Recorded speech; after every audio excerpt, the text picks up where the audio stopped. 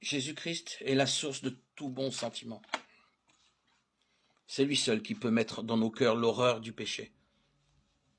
Chaque aspiration vers la vérité et la pureté, chaque conviction de notre péché est une preuve de l'influence du Saint-Esprit sur notre cœur. Jésus a dit, quand j'aurai été élevé de la terre, j'attirerai tous les hommes à moi. Jean 12, 32. Il faut qu'il soit révélé aux pécheurs comme le Sauveur, mort pour les péchés du monde. Car c'est la contemplation du Fils de Dieu sur la croix du Calvaire qui commence à nous révéler le mystère de la rédemption. La bonté de Dieu qui y éclate nous amène à la repentance. En mourant pour les pécheurs, le Fils de Dieu a manifesté un amour incompréhensible.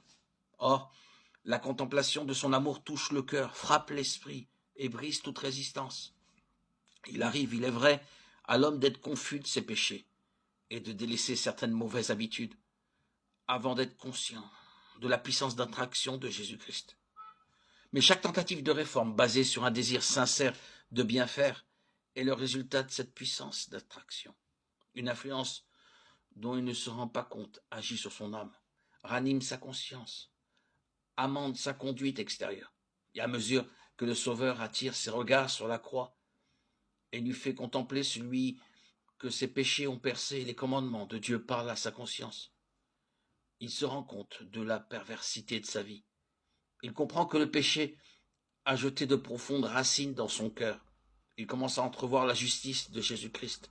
Et il s'écrie quelle n'est pas la gravité du péché puisqu'il a fallu un tel prix pour la rédemption de ses victimes. Tout cet amour, toutes ces souffrances, toute cette humiliation était-il nécessaire pour que nous ne périssions pas, mais que nous ayons la vie éternelle? Le pécheur peut résister à cet amour, refuser de se laisser attirer par le Sauveur. Mais la révélation du plan du salut l'amènera repentant au pied de la croix, et il comprendra que ses péchés ont causé les souffrances du Fils de Dieu. L'Esprit de Dieu qui agit dans la nature est aussi celui qui parle au cœur de l'homme, et y fait naître un besoin inexprimable de quelque chose qu'il ne possède pas. Les choses du monde ne peuvent le satisfaire. L'Esprit de Dieu plaide avec lui pour le pousser à chercher ce qui seul peut procurer la paix et le repos. La grâce de Jésus-Christ, la joie de la sainteté. Par des intermédiaires visibles et invisibles, notre Sauveur s'efforce sans cesse de détourner nos pensées des vains plaisirs du péché pour les attirer sur les grâces infinies que nous pouvons obtenir en lui.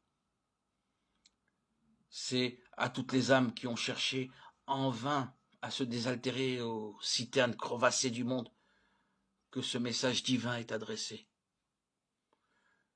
Que celui qui a soif vienne. Que celui qui veut prenne de l'eau de la vie gratuitement. Apocalypse 22, 17.